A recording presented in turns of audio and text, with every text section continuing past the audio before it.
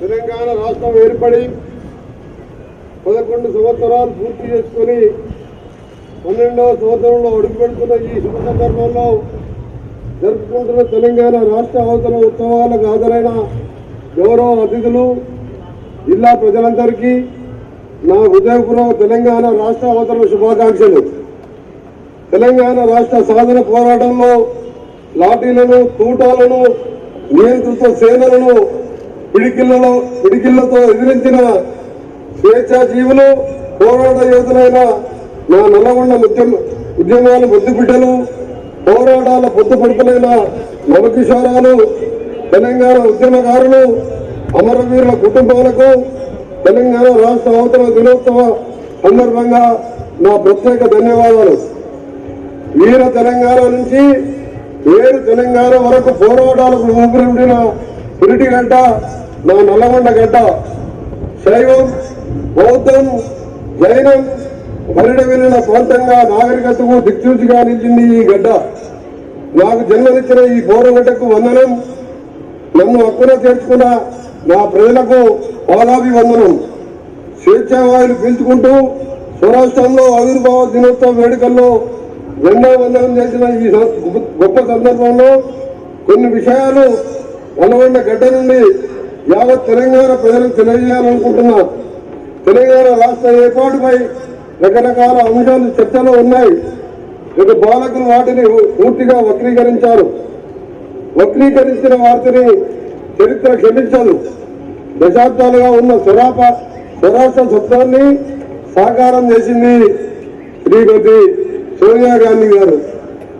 ఎవరు అన్నా అవునన్నా కాదన్నా ఇవాళ ఇంత గొప్ప పండుగ జరుపుకుంటున్నామంటే కేవలం సోనియా గాంధీ గారి సాహస నిర్ణయ ఫలితమే. రాష్ట్ర సాధన కొరకు కొంతమంది ఎంతో చేశామన్నట్టు ప్రచారం చేస్తున్నారు. రాష్ట్ర ఆవిర్భావ వేడుకల ప్రసంగాల్లో అసత్యాలు ప్రచారాలు చేశారు. పదవుల కోసం పెదవులు మూసుకున్నారని తెలంగాణ ప్రజలను పూర్తిగా ప్రభుత్వం పట్టించే ప్రయత్నం చేశారు. కొట్లాడి సాధించుకున్న తెలంగాణను 10 ఏళ్ల పాటు దోపిడీ పాలనతో సార్థకత లేకుండా చేశారు. ఈ ప్రత్యేక పండుగ వాతావరణంలో మీకు విషయం ప్రస్తావన చేయదలుచుకుందాం.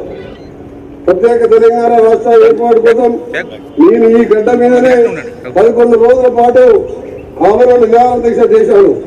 ఆనాడు మంత్రి పదవిని లెక్క చేయకుండా రాజీనామా చేసి ఇక్కడ ప్రజల ఆకాంక్షను ఢిల్లీకి తెలిసేలా చేశాను. తెలంగాణ రాష్ట్ర ఏర్పాటు అనివార్యమనే సంకేతం ఇచ్చారు. మొదటి నుండి ఒకే పార్టీ, ఒకే జెండాను, ఒకే సిద్ధాంతాన్ని నమ్ముకొని పదవులు ఉన్నా లేకున్నా విశ్వసనీయంగా పనిచేసిన వాడిని. ఒక నిబద్ధత గల పార్టీ విధేయుడు మంత్రి పదవికి రాజీనామా చేసి ఆనంద నిరాశ చేయడం పట్ల అప్పటి యూపీఏ ప్రభుత్వం ఆలోచన చేసింది.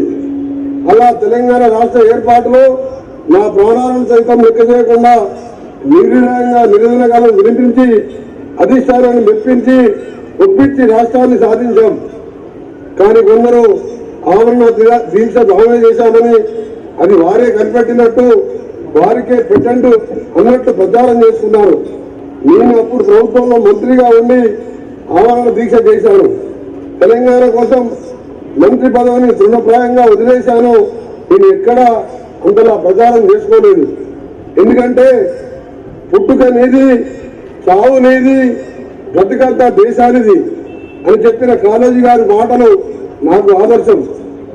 నేడు సొంత రాష్ట్రంలో సోనియా గాంధీ గారి ఆశీర్వాదంలో ప్రియతమ యువ నాయకులు రాహుల్ గాంధీ గారి మార్గ నిర్దేశనంలో రేవంత్ రెడ్డి గారి గౌరవ ముఖ్యమంత్రి తెలంగాణ గారి నాయకత్వంలో ఏర్పడిన ప్రజాప్రభుత్వం నిర్వహిస్తున్న అవతరణ వేడుకల్లో అధికారికంగా జెండా వందనం చేయడం ఎంతో గర్వంగా భావిస్తున్నాం.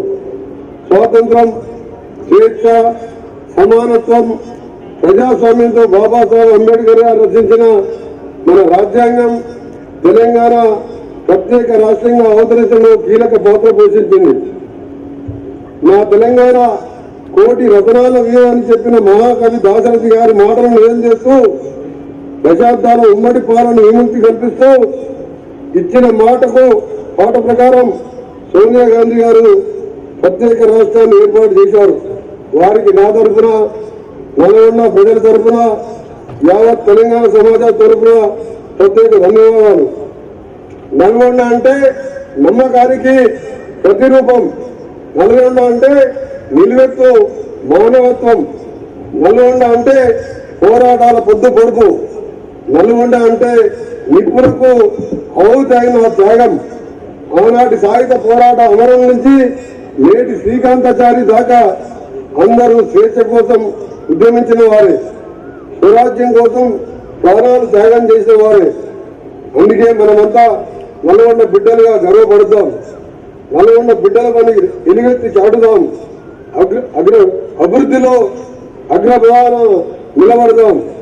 ప్రజలు బంగారు భవిష్యత్తు కొరకు అనేక సంక్షేమ పథకాలు, అభివృద్ధి కార్యక్రమాలు చేపట్టి తెలంగాణ రాష్ట్రాన్ని దేశంలో ప్రథమ స్థానంలో తీసుకెళ్లేందుకు ప్రజాప్రభుత్వం కృషి చేస్తున్నది. తెలంగాణ రాష్ట్రాన్ని భారతదేశంలోనూ ప్రపంచ స్థాయిలో అగ్రస్థానంలో నిలిపేందుకు రేవంత్ రెడ్డి గారు, గౌరవ ముఖ్యమంత్రి వర్యులు తెలంగాణ వారి నాయకత్వంలో తెలంగాణ రైజింగ్ 2047 విజన్ తో ప్రజా ప్రభుత్వం ముందుకు సాగుతుంది. తెలంగాణ రాష్ట్రాభివృద్ధికి ఆర్థిక, సామాజిక, పరిపాలన రంగాల్లో ఆదర్శవంతమైన లక్ష్యాలతో తెలంగాణ రైజింగ్ 2047 విజన్ డాక్యుమెంట్ రూపొందించినట్టు గౌరవ ముఖ్యమంత్రి గారు ఇటీవల జరిగిన నీతి ఆయోగ్ సమావేశంలో వెల్లడించిన విషయం మీకు తెలిసిందే.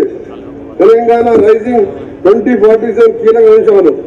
తెలంగాణ రైజింగ్ 2047లో విజన్ లో 4 అంశాలు ఉన్నాయి.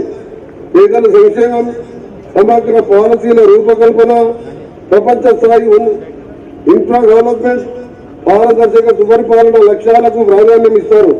ఈ లక్ష్యాల సాధనకు ప్రభుత్వం ఇప్పటికే పలు చర్యలు చేపట్టింది.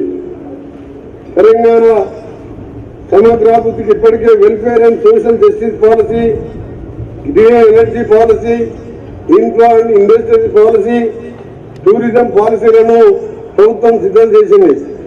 ఈ విజన్ డాక్యుమెంట్ భవిష్యత్ తెలంగాణకు ఒక భగవద్గీత. ఈ తెలంగాణ రూపురేఖలను మార్చేస్తుంది. ఈ సందర్భంగా జిల్లాలో అమలు చేస్తున్న సంక్షేమ పథకాలు, అభివృద్ధి కార్యక్రమాల ప్రగతిని మీకు తెలియజేయటకు సంతోషిస్తున్నాను.